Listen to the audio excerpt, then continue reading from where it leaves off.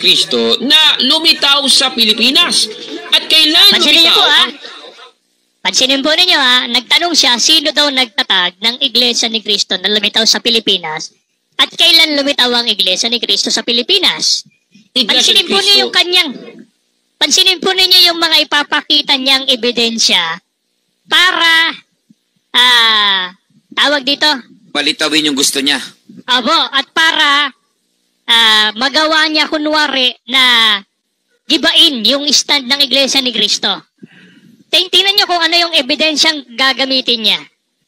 Sa Pilipinas. Ayon po sa Britannica.com. Pambirang yan. Yan ang babasahin mo para patunayang mali Iglesia, Britannica. Busted yan. Dapat sana Biblia binasa mo eh. Busted yan. Ang napakinggan ninyo mga kapatid ay ang grupo ng The Revealers na sila'y mga kaanib sa Iglesia ni Kristong Tatag ni Felix Manalo na dahil ginamit ang mga history ay busted daw si Kaburnok.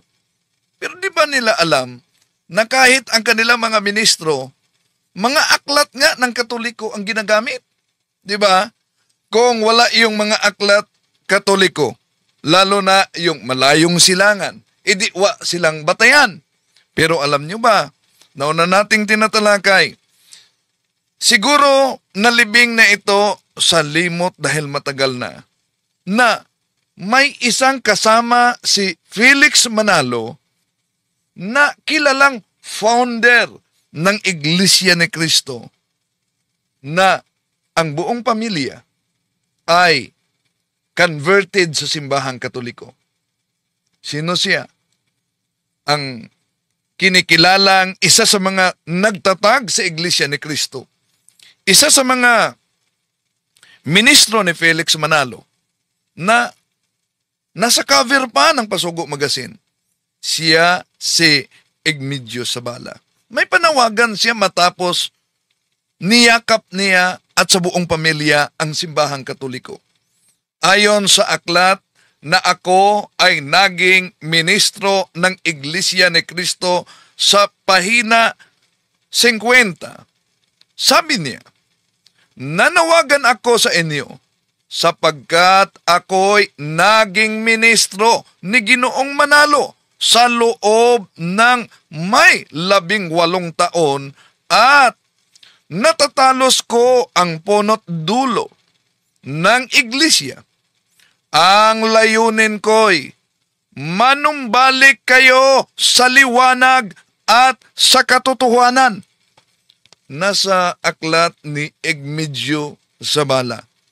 Matapos siya yumakap sa simbahang Katoliko pati na ang buong pamilya niya, siya'y kinikilala na sa history na isa sa mga founders ng simbahang Katoliko,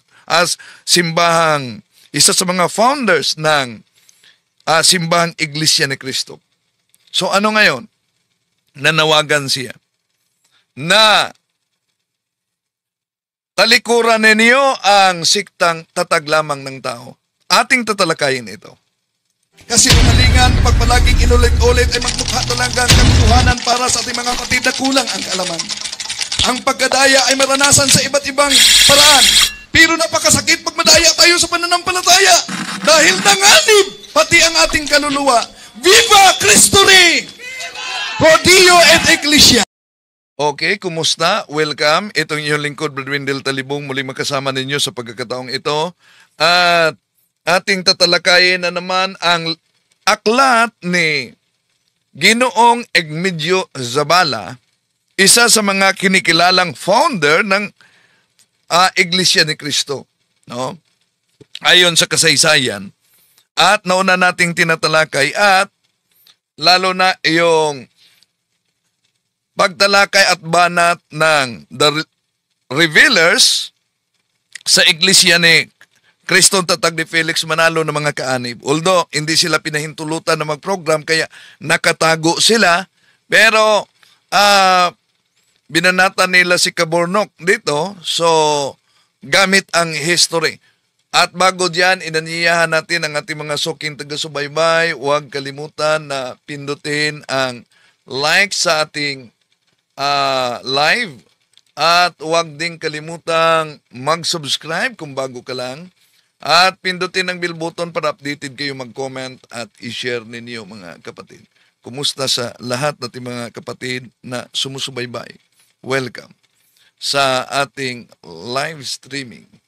No? At bago dyan, acknowledge muna natin ang pumasok ngayon.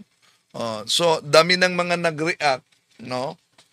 Na mga nagkukomento sa nauna nating pahayag at pagtalakay batay sa aklat na ito na nagpapahiwatig sa kanilang galit. Huwag naman kayong magalit. Di naman natin layunin na saktan ang damdamin, kundi atin lang tinatalakay ang revelasyon mismo ni Ginoong Egmedio Zabala na matagal naging kasamang ministro ni Felix Manalo. Pero bago dyan, knowledge natin sila si kapatid na Erlinda Lapay, si Ayan Kent Alcala, si Mary Jane Palomera, no? Si Lucita Moralios, Alberto Realista, sa lahat ng mga sumusubaybay sa ating live streaming ngayon. So, may panawagan kasi siya matapos niyakap ang simbahang Katoliko. No? Imagine, isang kinikilalang founders, isa sa mga tagapagtatag ng Iglesia ni Cristo. At sa kaniyang pagsusuri, na-discover niya na ang tunay pala na Iglesia ni Cristo ay ang Iglesia Katolika. Si Nanette Hekchanova, hello, kapatid. No? At nanawagan siya sa mga kaanib. So, may mga nagkomento kagabi na fake daw umano. I-research niyo muna. Hindi naman kami katulad sa nagbabalita ng fake na pare, di ba? Naalala niyo, converted daw na pare. Pagkatapos, fake pala. Si Egmedio Zabala,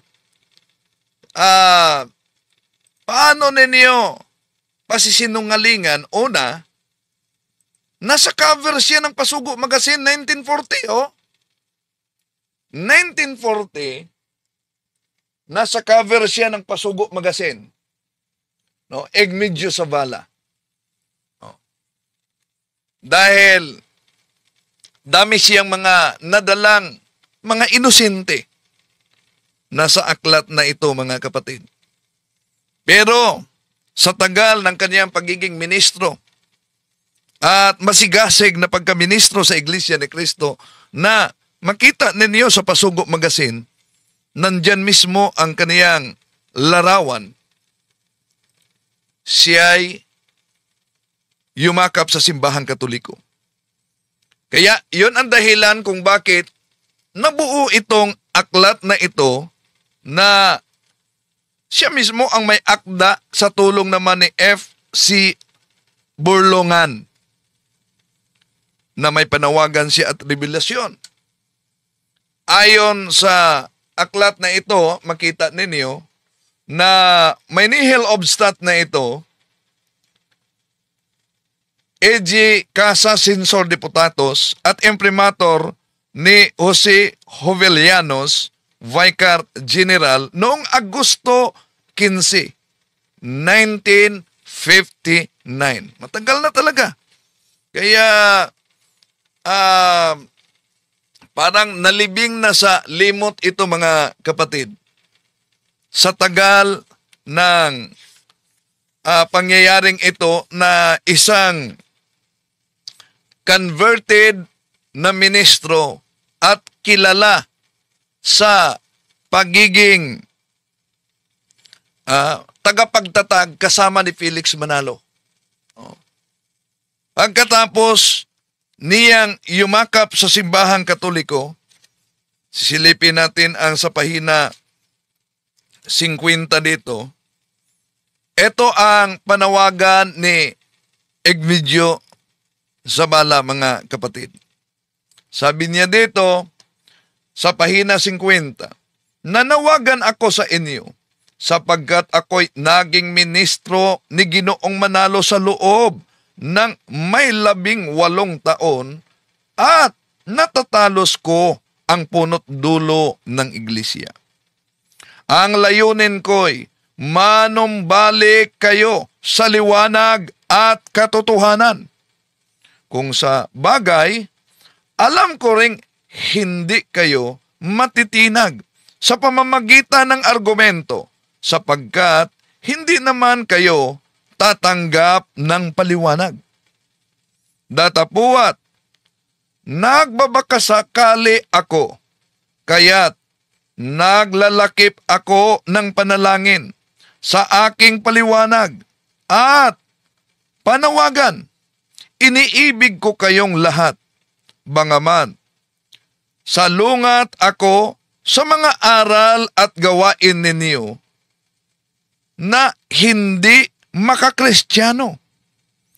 Ganito rin naman sana ang maging pakikitungo ninyo sa akin. Wika nga, ibigin ang nagkakasala, nagkakamali, subalit kapupuutan ang kasalanan at ang kamalian. Yun ang nasa pahina 50 sa aklat ni Ginong Egmedio Zabala na may panawagan siya. At kung balikan natin ang pagbasa sa pahina 1 sa naturang aklat, ito may sinabi dito si Egmedio Zabala sa naturang aklat, mga kapatid.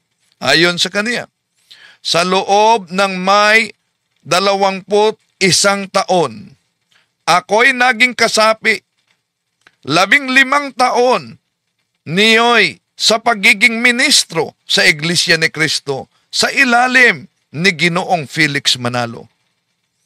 Dahil sa mahabang panahong ginugol at matinding pagod sa na pinuhunan ko sa pagpalaganap ng iglesyang ito, ako'y ibinilang ng Encyclopedia of the Philippines sa mga nagtatag nito. So nakasulat talaga sa Encyclopedia of the Philippines na siya ay nagtatag, kabilang sa nagtatag. Na ngayon, ano ba ang sabi sa encyclopedia na sinabing siya ay kabilang sa nagtatag? Ito po ang ating babasahin, mga kapatid, sa naturang pahina 1. Ayon sa nabanggit sa aklat ni Suelo Galang, Volume 10, 1936 edition, pahina 432-433, ang Iglesia ni Cristo ay itinatag ni Ginoong Felix Manalo sa Punta Santa Ana, Maynila noong 1914. Idinagdag ng palathala ni Ginoong Manalo sa aklat na ang Diyos ay humirang din ng iba pang lalaki na makakatulong niya, tumutukoy kay Felix Manalo, sa pagpalaganap ng lahat ng nais niyang ipatupad. Ang mga hinerang ay sina Justino Casanova, Teodoro Santiago, Santiago Lopez, Maximo Valenzuela, Bernardo Torla, Benito Somailo, Raimundo Mansilungan, Felix Pineda, Feliciano Gonzales, at ito, malaking letra, Egmedio Sabala, Julio de la Rosa, Mariano Castro, Andres Tucker, Francisco Abalos, Rufino Dula, Simeon Tabano, Norberto Cruz, at Eugenio Cortez. Yun ang mga sinabi ni Felix Manalo daw na ang Diyos ay naghirang. Pero, ano ang karugtong sa pahayag nito ni Ginoong Egmedio Sabala sa aklat? Ito ang kanyang karugtong. Dito pa lamang ay nais ko nang ipagtapat na hindi ang Diyos ang humirang sa aming 18 ministrong na katulong ni Ginoong Manalo. Sa katunayan, anumang oras ay naialis ni Ginoong Manalo ang sino man sa amin. Siya ang nagturo sa amin kung ano ang itinuro namin. Yon ang pahayag ni Egmedio Sabala sa aklat na ito. At ituloy natin ang pahayag niya sa pahina 6, mga kapatid, sa aklat na ito ni Ginoong Egmedio Sabala, no? Na kinikilalang isa sa mga founders ng Iglesia ni Cristo. No? Ano po ba ang kaniyang pahayag? Ito, dagdag pa sa kaniyang sinabi. Lubhang marami ang naaakit ko at limpak-limpak na salapi ang naipasok ko sa Iglesia ni Cristo. Kaya't lalong naging kapalagay ang loob ko ni Ginoong Manalo. Maraming mga aral ang binalangkas namin.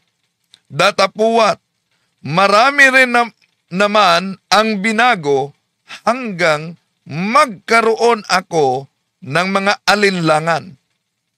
Nakasaksi rin ako ng mga pangyayaring paniwalaan dili sa buhay ni Ginoong Manalo at ng ilang ministro. At dagdag pa niya, ito, ang mga alinlangan ko'y tumutukoy sa pagiging anghel ni Manalo. Sa mga aral na pinagbago-bago at sa mga gawaing kaniyang kahiya-hiya sa harap ng Diyos at ng mga tao. Kami ni Ginoong Manalo ay nagkaroon pa ng samaan ng loob at noong 1941 ako'y lumayas sa piling niya.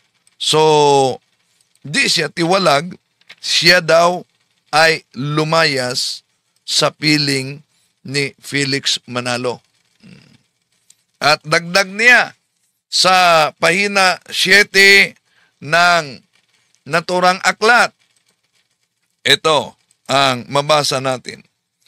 Isang gabing matahimik, tinitingnan ko ang aking sipi ng Biblia. Natunghayan ko sa unang buklat ang kabanatang 15 at talatang 1 hanggang 5 ng Ebanghelyo ayon kay San Juan. Ako ang tunay na baging. Mananatili kayo sa akin at ako ay mananatili sa inyo. Ako ay sa inyo.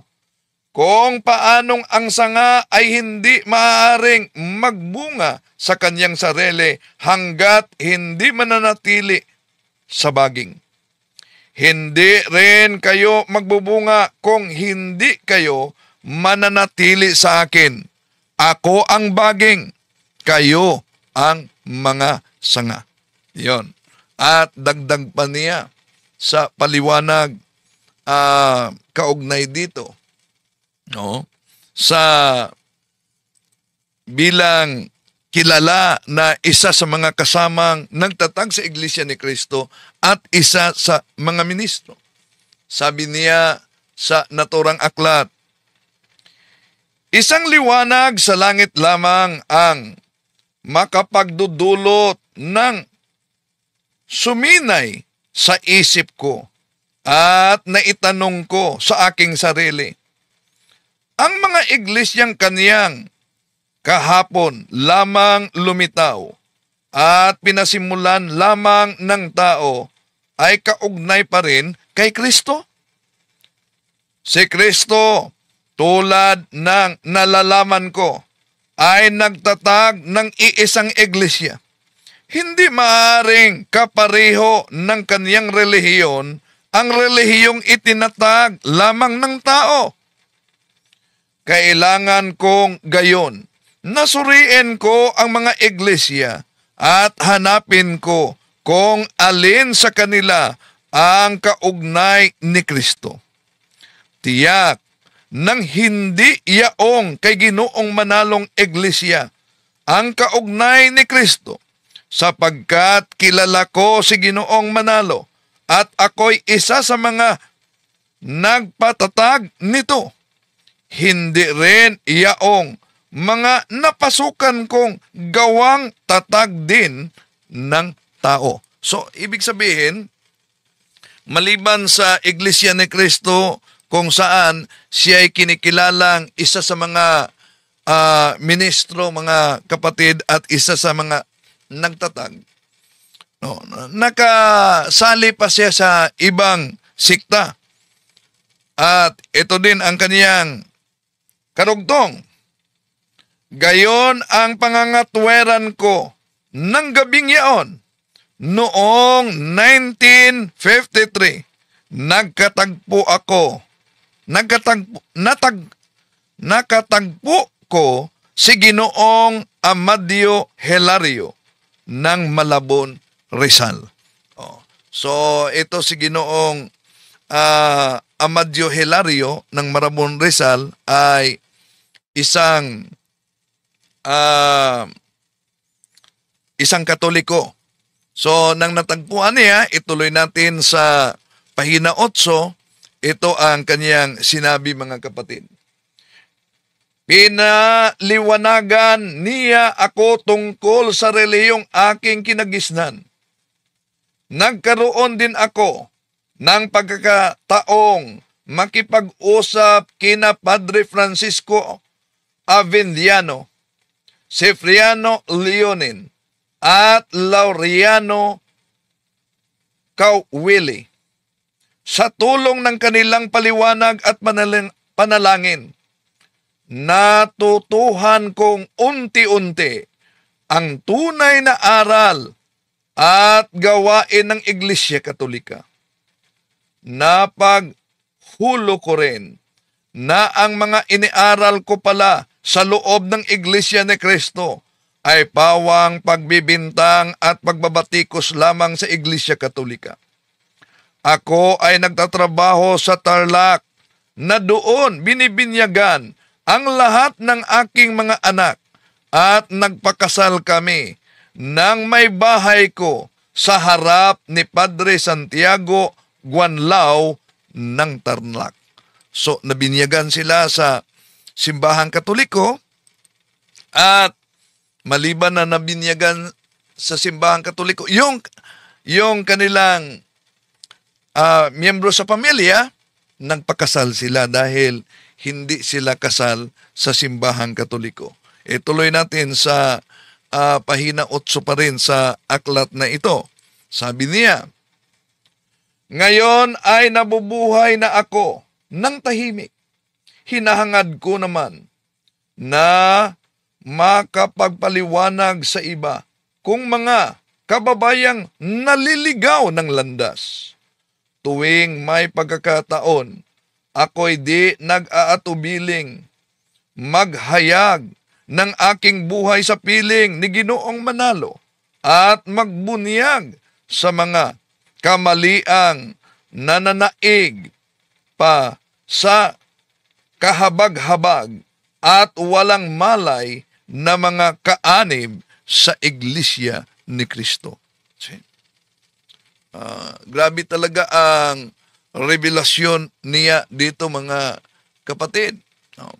Kaya yung panawagan niya, muli, sisilipin natin sa pahina 50, panawagan niya sa mga Katoliko. Ito ang panawagan niya, no, ni Egmedio Zabala para sa mga Katoliko.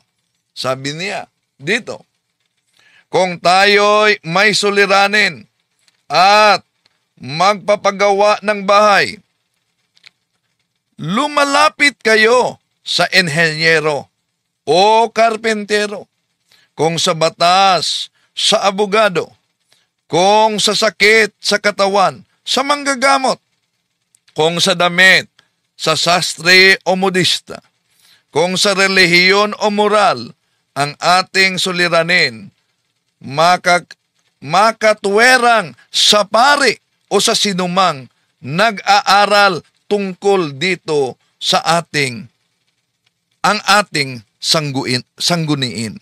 No, yon ang kanyang panawagan. So, lapit kayo, magtanong kayo, no, sa nag-aaral kaugnay sa pananampalataya ng Simbahang Katoliko. Dagdag pa niya, no, sa pahina 50 pa rin, sabi ni Ginoong Egmedio Zabala, kaya ang panawagan ko'y huwag kayong basta-basta maniniwala sa mga biglang sipot na mga mangangaral. Katawa-tawa ang labas ninyo kung sa isang barbero, empleyado sa opisina, musikero, kotsero o sastre kayo, pahahatol tungkol sa bagay ng relihiyon at moral. At kung ipinandangalan naman ninyo ang inyong pagkakatoliko, hindi kayo ang unang sisira sa inyong pananampalataya. Kadalasan, marami sa atin ang pintas lamang ng pintas, datapuat wala naman tayong magawang mabuti sa ating sarili at sa kapwa. Kaya, ang payo ko ay tumupad kayo sa inyong pagkakatoliko. Kung may alinlangan kayo sa pare o sa sino mang nag-aral na Katoliko kayo, magsangguni. Yun ang payo sa isa sa mga founders ng INC pala, no? Okay, ituloy natin ang kaniyang pahayag sa aklat na ito, mga kapatid, no? Sabi niya dito sa aklat na ito, pahina 51 na. Ito ang sabi niya, mga kapatid.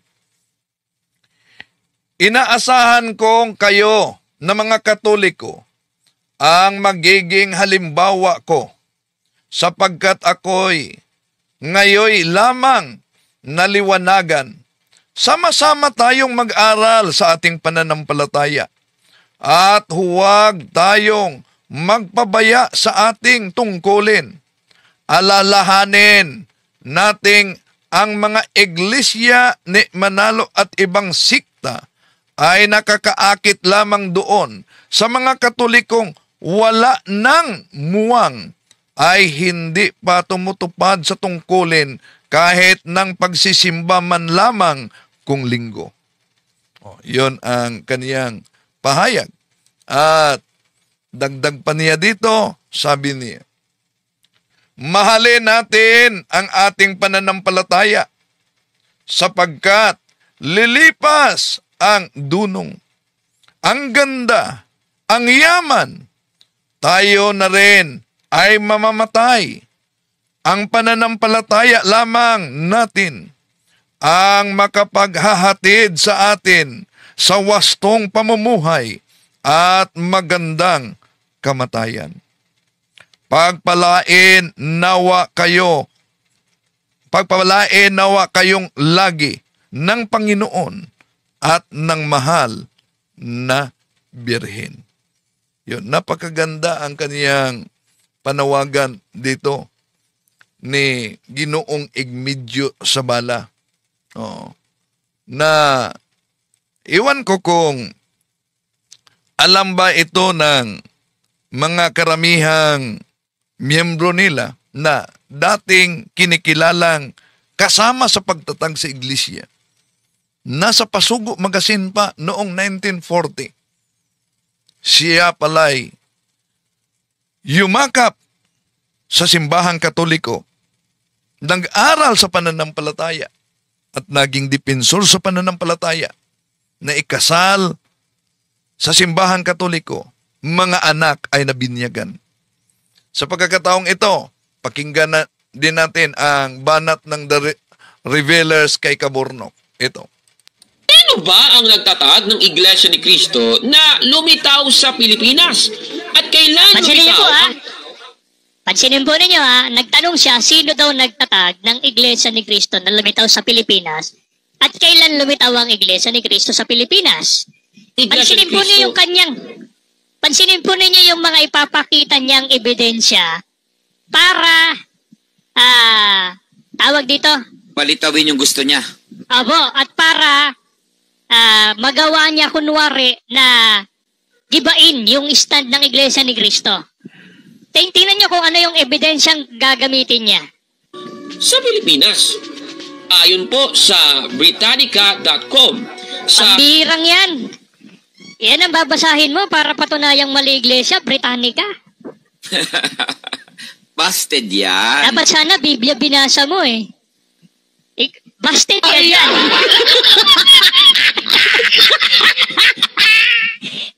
Yan na ba ang pinakamalakas mong sandata laban sa Iglesia? Britannica Encyclopedia? Kuya Siriac, tuloy pa natin. may dagdag ko lang bago natin ituloy yung video. Yung kanyang tanong tungkol sa Iglesia ni Cristo, bakit Britannica siya kukuha? Wala ka bang makuha na official stand ng Iglesia ni Cristo? Bakit kailangan mong magsinungaling at magturo ng mali para magmukhang tama yung content mo? Napakahinang CFD mo, packbuster ka. Bakit Britannica Encyclopedia babasahin mo? Packbuster. Sige, i-play na natin. As password natin kung saan pa siya kukuha. Tapos yan din. Yan din ang ginamit pa niya. The New International Dictionary of the Christian Church. Yan ang mga gagamitin mo para pamalian ng iglesia.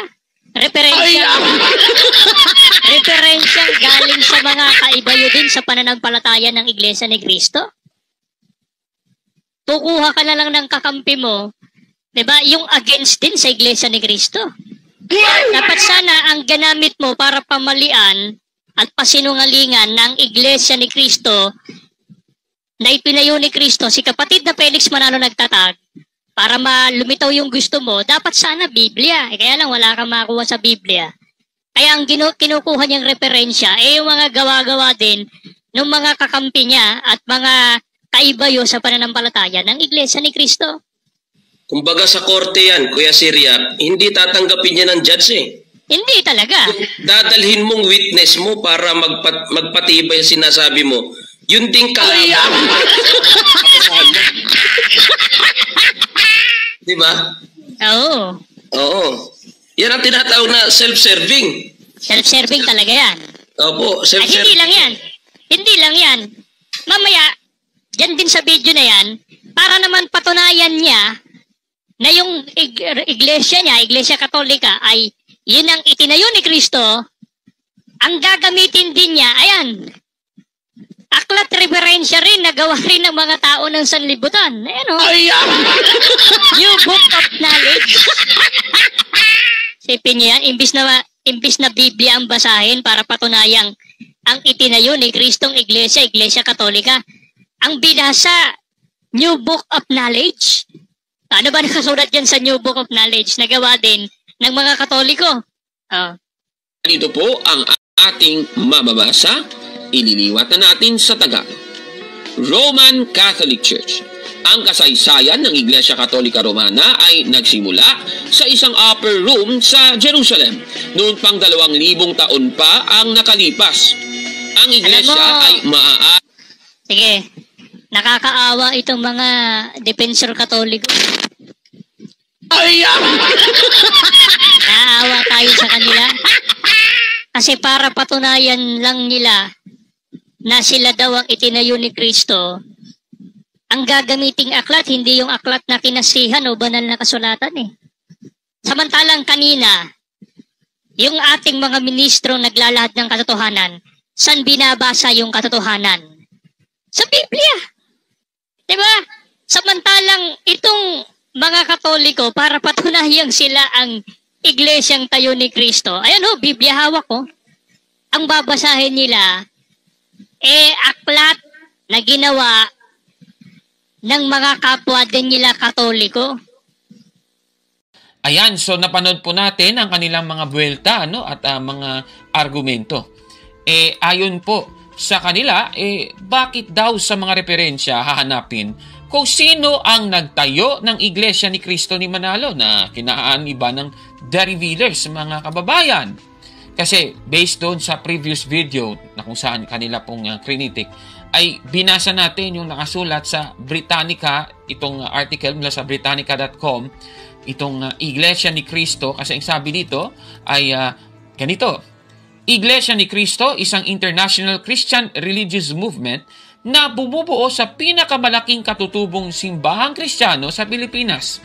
Ito ay itinatag ni Felix Isagun Manalo noong 1914. At yung isa pang binasa natin ay ito pong sa The New International Dictionary of the Christian Church ni J.D. Douglas na nasa page 776. Nakapagtataka kung napapansin niyo doon sa video, hindi nila ipinakita yung video, yung part ng video natin na binasa ko yung nasabing aklat kasi natatakot sila siguro na marinig ito yung sabing ganito. Ang Pilipinas ay gumawa ng sariling tong mga kulto. Higit sa lahat, ang Iglesia ni Cristo o Church of Christ na itinatag noong 1914 ni Felix Manalo at nag-aangkin ng ilang milyon. Takot silang ipakita ito. Nako naman Sige. Tapos, yung isa pa nilang buwelta, sabi nila, bakit sa mga referensya hahanapin kung sino ang nagtayo ng Iglesia Katolika Apostolika Romana na aking kinaaaniban di umano ayon sa kanila, no? Sige. So, yung kanila kasing kritik dyan ay yung binasa nating aklat, itong The New Book of Knowledge, Volume 16, page 287. At hindi ko na pababasahin yan dahil ang sinasabi dyan, ang Iglesia Katolika ay itinayo ng ating Panginoong Jesucristo. At ayon din sa Standard Encyclopedia, page 776, ang kasaysayan ng Roman Catholic Church ay sa katunayan ang kasaysayan ng Kristyanismo. Takot sila dito, At talagang umiiyak sila kapag babasahin natin ito. So, sagutin natin ngayon ang tanong. Bakit sa mga referensya hahanapin kung sino ang nagtayo ng Iglesia ni Cristo ni Manalo na kinaaaniban ng The Revealers? At bakit sa mga referensya din hahanapin kung sino ang nagtayo ng Iglesia Katolika Apostolika Romana na akin namang kinaaaniban ayon sa kanila, no? Sige, so siguro para maganda yung sagot, tanungin natin ang banal na kasulatan. Ano bang sabi ng Biblia?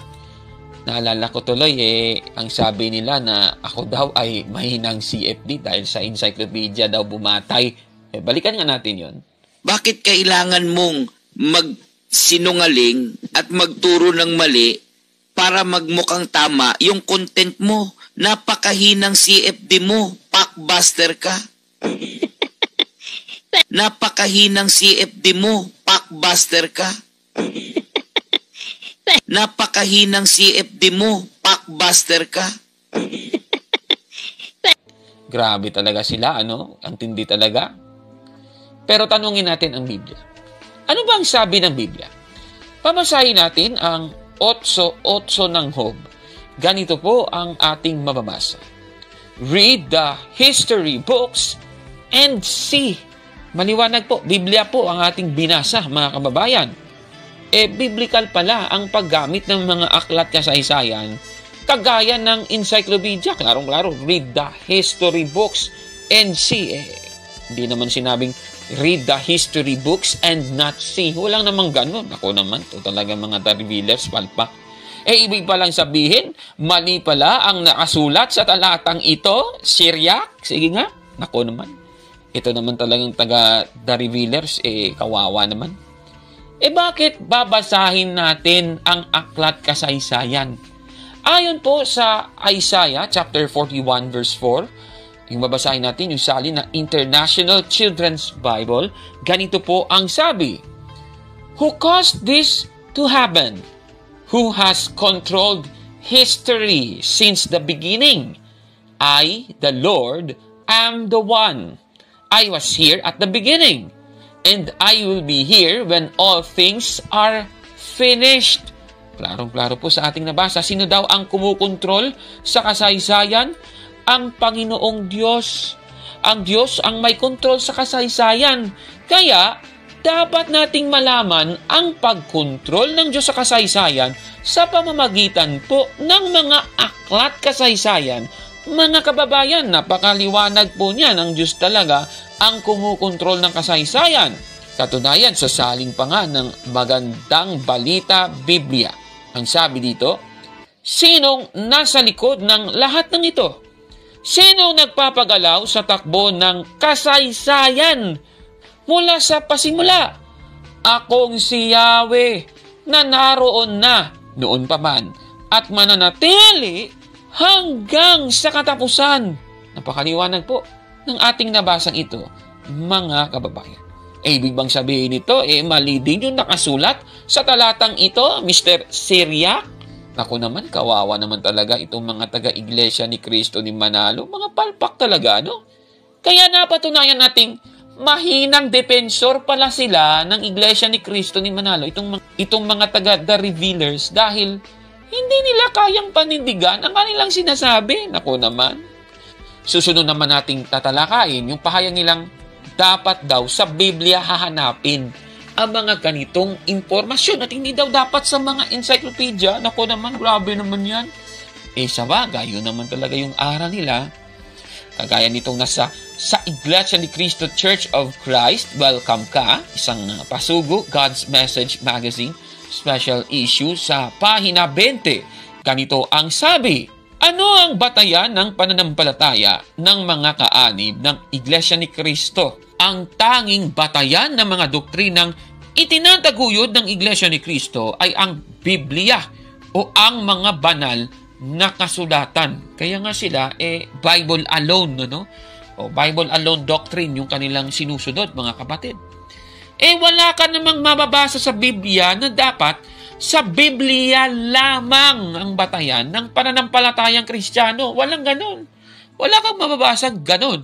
Katunayan, sa 2 Tesalonica 2:15, dapat yung batayan, ayon dito, kaya nga, mga kapatid, magpakatatag kayo at panghawakan ninyo ang mga katuruang ipinasa namin sa inyo sa pamamagitan man ng aming sinabi o isinulat. Klarong-klaro po. Yung mga katuruang ipinasa ng mga apostol, especially si Apostol Pablo, ay sa pamamagitan ng mga sinabi ng mga apostol o sa mga isinulat ng mga apostol. Bakit sa mga isinulat lang bumabatay ang Iglesia ni Cristo ni Manalo? Nako naman, ang sabi sa Biblia, dalawa sa pamamagitan ng mga sinabi at sa pamamagitan ng mga isinulat. Klarong-klaro po yan, mga kababayan.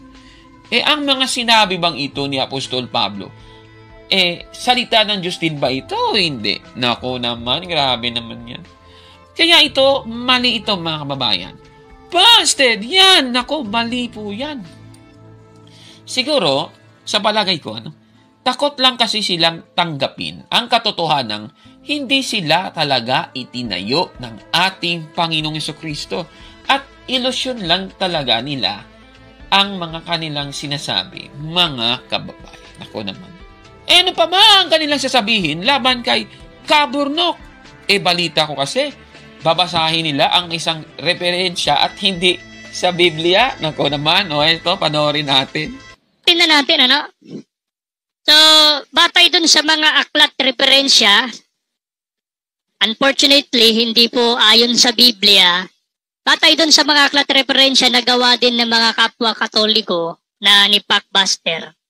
Ang Iglesia Katolika daw, Roman Catholic Church, ay si Kristo nagtayo, kay Kristo nagsimula. At nagsimula daw sa upper room ng Jerusalem 2,000 years ago.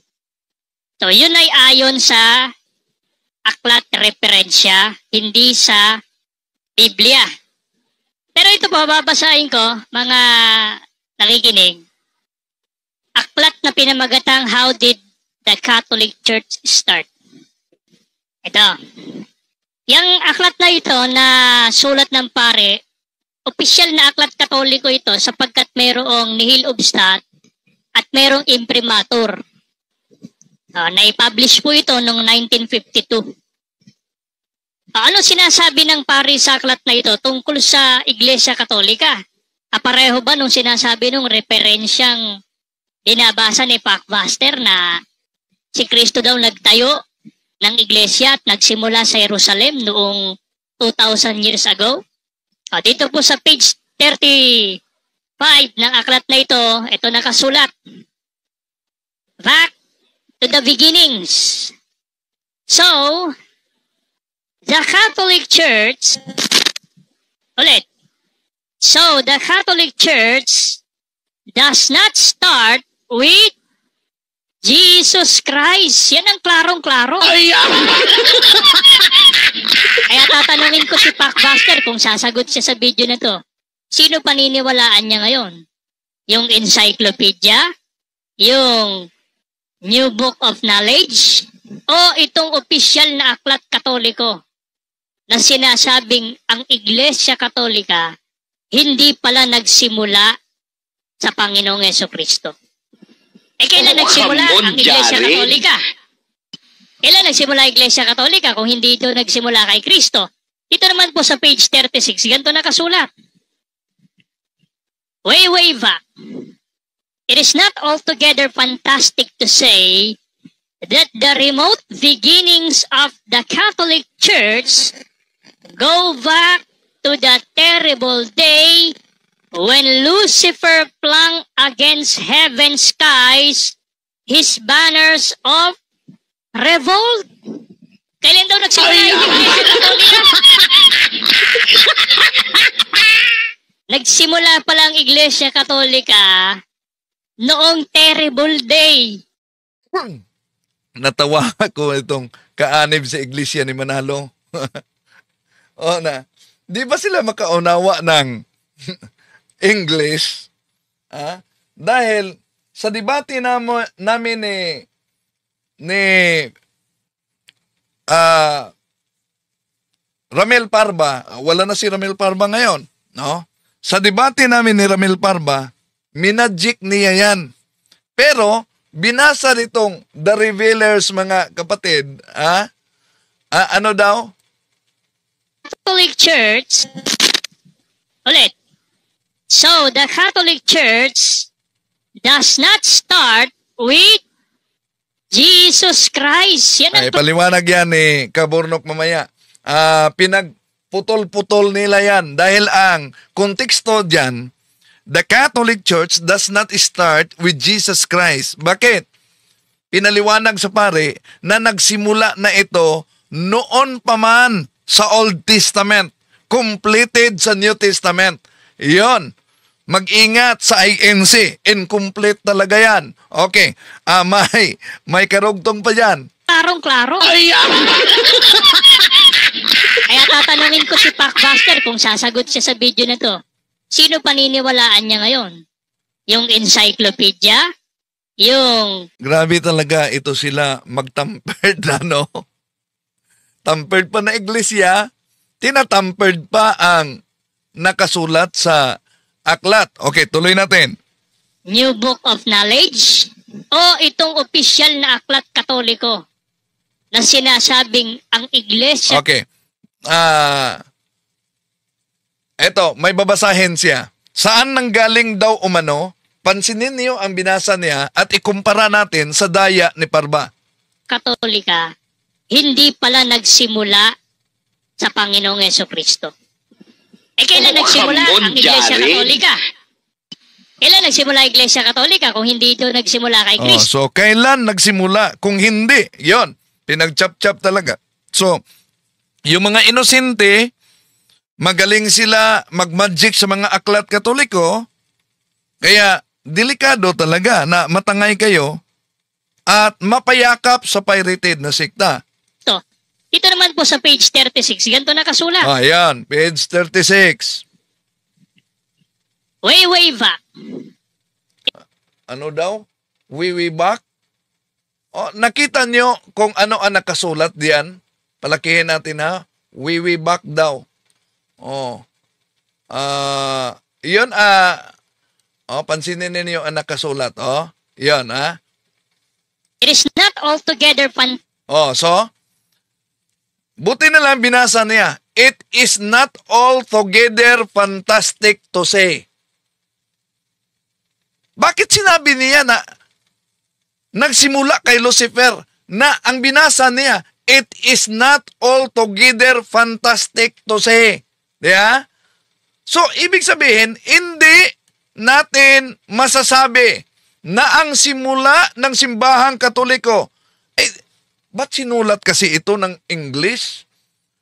Dapat tinagalog na lang. Tuloy natin. Fantastic to say that the remote beginnings of the Catholic Church go back to the terrible day when Lucifer flung against heaven's skies his banners of revolt. Kailan daw nagsimula yung Iglesia Katolika? Nagsimula pala. So may patawa-tawa pa sila na binasa niya ang nakasulat talaga. Ang problema lang, di lubos na unawaan. Pero paano minadjik ni Parba yan? Alam nyo ba? Paano niya yan dinaya? Eto mga kapatid. Pero ang mastermind, matuturo sa inyong libro, gusto na ako, altogether fantastic to say that... So, paano niya binasa? The altogether fantastic to say. Nawala na ang it is not altogether fantastic to say. Ganon sila mag-magic. Ito'y sa debate namin, ni Parba. Paano niya binasa? The altogether fantastic to say. Napansin niyo ba? Matuturo sa inyong libro, gusto na ako, altogether fantastic to say that the remote beginning, altogether fantastic to say that... Ministro nila yan. Ano daw? The altogether fantastic to say. Yun daw ang nakasulat. Pero, ito namang the revealers, binasa, di pa naunawaan. But, sinulat ito ng English, dapat Tagalog na lang sana. Kailan daw nagsimula yung Iglesia? So, may conclusion. Kailan daw nagsimula? Nang nag-revolt si Lucifer. Pero, may nakasulat, it is not fantastic to say. Di ba nila naunawaan niyang, it is not fantastic to say? Pagkatapos minadjik ni Parba, it is altogether fantastic to say. So, di na tayo magtaka dahil kahit Biblia nga, Iglesia nga, minadjik, kahit hindi sila, inaangkin. Biblia nga si Mr. Cesar Dizon na Iglesia ni Cristo. O, pansinin ninyo, paano minadjik niya ang Bible. Talagang dinikitan ko raw ito. Bueno, bubuksan natin titingnan natin yung Apokalipsis 13:18. Tingnan natin kung may dikit. Ayan. Ito po ang lugar na yun. Ito po. Ito po. Ayan po yun. Ayan po yun. Kung may dikit man yan, hindi ako ang may gawa. Defensor Katoliko nun, si Mr. Rolly Tesorero, siguro. O di kaya, baka si Monsignor Abriol din. Kasi si Abriol noon buhay pa. Inyo, talibugok. Yan. Diba? Dahil na-discover na siya, at panay pa rin ang kaniyang pinasinungalingan na ginawa niya ang pagdikit. At sabi niya, Defensor Katoliko daw ang gumawa, o kaya si Monsignor Abriol. Siya ang naghawak sa naturang Bible. Okay, balik natin ang The Revealers, mga kapatid. Church does not start with Jesus Christ. Yan ang klarong-klaro. Kaya tatanungin ko si Pakbuster kung sasagot siya sa video na to. Sino paniniwalaan niya ngayon? Yung encyclopedia? Yung New Book of Knowledge? O itong opisyal na aklat katoliko na sinasabing ang Iglesia Katolika hindi pala nagsimula sa Panginoong Jesucristo? Kailan nagsimula ang Iglesia Katolika? Kailan nagsimula ang Iglesia Katolika kung hindi ito nagsimula kay Kristo? Ito naman po sa page 36, ganito nakasulat. Way back. It is not altogether fantastic to say that the remote beginnings of the Catholic Church go back to the terrible day when Lucifer flung against heaven's skies his banners of revolt. Kailan daw nagsimula yung Iglesia Katolika? Nagsimula pala ang Iglesia Katolika noong terrible day na si Lucifer o si Satanas ay, ano ba sa Tagalog yung nag-revolt? Revolt. Poroton, pakitulungan mo ako. Nagrebelde. Nagrebelde o naghimagsik? Revolt. Come on, Jared. Yun pala. Ayon kay pare na si Daniel. Naghimagsik. Yun, naghimagsik. Daniel our Lord. At yan ay may imprimoputes, may censor librorum, may imprimatur ng kanilang pari, mga pari din ito eh. So, busted na busted talaga si Pakbuster dun sa mga pinagpapasa niya. Kaya, Kuya Syriac, hindi dapat ang tawag dyan ni Fakbuster, kundi Palpak-buster. Palpak Amen. Ayon sa kanila, ang isang aklat katoliko ang umamin na hindi nagsimula kay Kristo ang Iglesia Katolika. Aba, grabe naman ito talaga, mga kababayan. At yung binasa, itong How Did the Catholic Church Start ni Daniel Lord sa page 35. Kasi sabi daw dito, back to beginnings. So the Catholic Church does not start with Jesus Christ. Tapos meron pang isa, itong nasa page 36 naman. Ang sabi naman dito, it is not altogether fantastic to say that the remote beginnings of the Catholic Church go back to the terrible day when Lucifer flung against heaven's skies his banners of revolt. Yan ang nakasulat.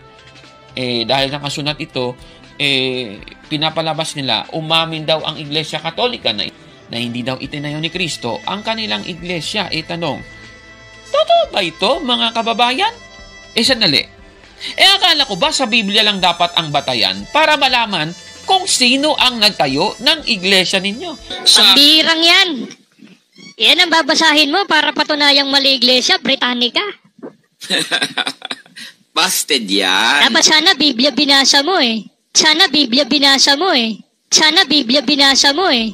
Bakit nagbasa sila ngayon ng isang aklat? Nako naman, grabe talaga. Ang tawag dyan, mga kababayan, INC, inconsistent. Nako naman double standard po yan, mga kababayan, at galit ang Diyos dyan, mga kapatid. Pabasahin natin ang Proverbs chapter 20, verse 23. Sa The Passion Translation, ganito po ang ating mababasa. The Lord hates double standards. That's hypocrisy at its worst. Klarong-klaro po. Nasa Biblia po. Impokrito kayo talaga, mga taga-The Revealers. Kasi double standard. Mga kababayan, biruin mo, sasabihan tayo na hindi pwedeng magbasa sa mga aklat kasaysayan, sa mga encyclopedia. Dapat sa Biblia lang. Ang ending, sila pala itong nagbasa, hindi sa Biblia. Ako, nakakahiya talaga ito, Double standard talaga. Ngayon, paano naman itong binasa nila? Itong nasa page 35, mga kababayan. Kasi sabi dito, so the Catholic Church does not start with Jesus Christ. Base ba sa kanilang binasang referensya? Ibig bang sabihin nito, hindi si Kristo ang nagtayo ng Iglesia Katolika? Grabe namang sweeping conclusion yan, mga kababayan. Ibig sabihin nito, mga kapatid, talagang mahina ang reading comprehension ng mga taga-The Revealers, lalo na itong si Syriac na nagbasa ng aklat. Hindi naunawa ng binasa. Nako naman, ito pang masaklap dyan. Kung babasahin ko pa, itong nasa page 12, sa aklat din ito, na kanilang binasa, ay nako, talagang babagsak talaga sila sa kumunoy. Ano bang sabi sa pahina 12? Ganito po ang sabi. Si Kristo ang nagtayo ng Iglesia Katolika. Napakaliwanag po. Christ is the founder of the Catholic Church. Bakit po iniwasan nila ang nakasulat na ito sa aklat na kanilang binasa? Na si Kristo ang nagtayo ng Iglesia Katolika. Kasi pinipili na nila ang kanilang babasahin. Nako naman, talagang INC, incomplete. Nako naman. Kawawa naman. Ngayon, babasahin natin. Itutuloy natin, ito pa ang sabi. Gayon pa man, higit pa ang ginawa niya kaysa sa pag-impento lamang ng isang bagong anyo ng relihiyon. Sa katunayan, hindi tama na sabihin si Jesucristo sa kanyang iglesia ay nagsimula ng isang bagay na ganap na bago at kakaiba. Mula sa lumang batas, iningatan niya ang lahat ng pinakamabuti. Dito niya pinag-isa ang alam niya na dapat pang gawin. Siya mismo ay kabilang sa lumang tipan at sa bago. Siya ang kawing na nag-uugnay sa kanila, ang katuparan ng propesiya, ang ama ng lubos na pananampalataya. Si Kristo pala, yung kanyang iglesia na itinayo, hindi isang napakabagong institusyon, kundi ito po ay galing sa mga sangkap na galing po sa lumang tipan at yung iba naman nasa bagong tipan, mga kababayan. Itinayo po ni Kristo ang kanyang iglesia gamit ang mga sangkap na bida sa lumang tipan at pati yung mga nasa bagong tipan. Katunayan, biblical po yan. Nasa Efeso 2:14 hanggang 16. Ganito po ang sabi. Sapagkat si Kristo mismo ang nagbigay sa atin ng kapayapaan dahil pinag-isa niya ang mga Hudyo at ang mga Hintil. Sa pamamagitan ng kanyang katawan, giniba niya ang pader ng alita na naghihiwalay sa atin. Pinawalang bisa niya ang kautusan, kasama ang mga utos at mga alituntunin nito, upang mula sa dalawang lahi ay makalikha siya ng isang bagong bayan na nakipag-isa sa kanya at sa gayon ay magkaroon ng kapayapaan. Sa pamamagitan ng kanyang kamatayan sa krus, binakasan niya ang kanilang alitan, pinagkasundo sila sa Diyos at pinagbuklod sa iisang katawan. Napakaliwanag po. Para mabuo yung iisang katawan, yan na siyang iglesia, Colosas 1:18, ginamit po niya ang dalawang sangkap, ang mga Hudyo na siyang bida sa lumang tipan at ang mga hentil na isa sa mga bida sa bagong tipan, mga kababayan. Katunayan, dito rin sa aklat, mapapansin na itong pagtayo ni Kristo ng kanyang iglesia ay isang katuparan sa propesiya. At yung propesiya na yon ay isa na dito, yung nasa Daniel 2:44, na ganito po ang ating mababasa. At sa mga kaarawan ng mga haring yaon ay maglalagay ang Diyos sa langit ng isang kaharian na hindi magigiba kailanman, o ang kapangyarihan man niya oy iiwan sa ibang bayan, kundi pagpuputol-putulin at lilipunin niya ang lahat na kahariang ito, at niya oy lalagi magpakailanman. Klarong-klaro po. Dito po sa ating nabasang talata, may binabanggit po na ang Diyos daw sa langit ay magtatayo, maglalagay ng isang kaharian na hindi magigiba kailanman. Ang katuparan nito, mga kababayan, ay ang mababasa sa Mateo 16:18. Dahil ang sabi sa Daniel 2:44, yung kaharian na yun, hindi magigiba kailanman, kahit daw ang mga pintuan ng Hades, hindi magsisipanaig laban sa kanya. Mateo 16:18, mga kababayan. So talagang biblical po ang nakasulat sa aklat, mga kapatid. Ngayon, puntahan naman natin yung isa pang nilang argumento, yung nakasulat sa page 36 daw, na ganito ang sabi, ililiwat ko na sa Tagalog. Ito ay hindi lubos na kahangahangang sabihin na ang malayong simula ng simbahang Katoliko ay bumalik sa kakilakilabot na araw nang ihagis ni Lucifer sa kalangitan ng langit ang kanyang mga bandila ng pag-aalsa. Nung binasa nila ito, tuwang-tuwa sila. Tanong, noong panahon na ito ba, natayo na ba ang Iglesia Katolika dahil sa kanilang binasang ito? Sige, tingnan natin. Pamasahin naman natin sa aklat pa rin na ito, sa page 65. Ganito po ang ating mababasa. Iliwat ko na sa Tagalog.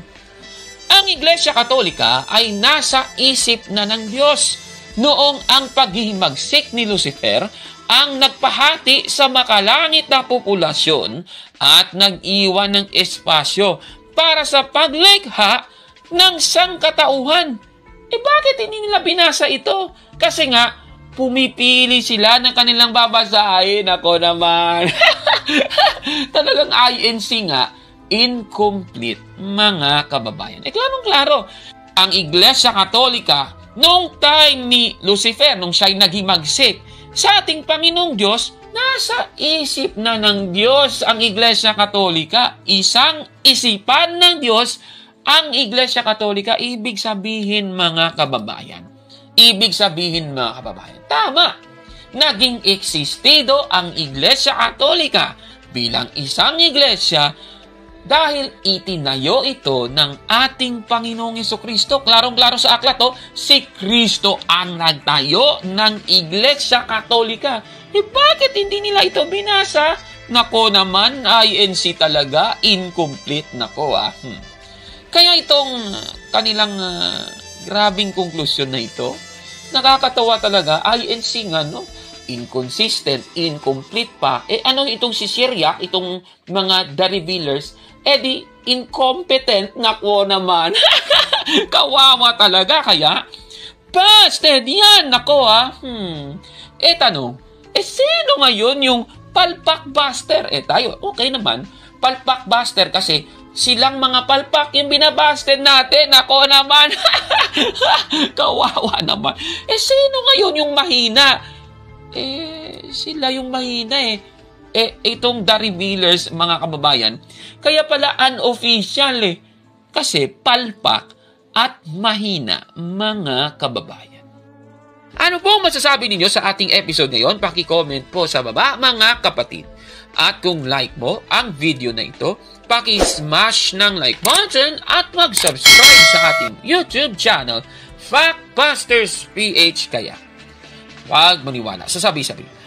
Check mo na kung fact nga talaga. Hanggang sa susunod na episode, ako po si Gaborno. At ito ang Factbusters!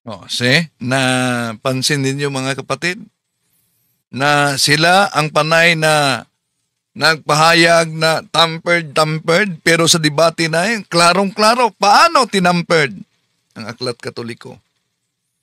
Kaya di naman natin sila kalaban. Pagdasal na lang natin na sana tulad ni Ginoong Egmedio Zavala na isa sa mga kilalang founders ng Iglesia ni Kristong Tatag ni Felix Manalo, mamulat sa katotohanan at yayakap sa katotohanan.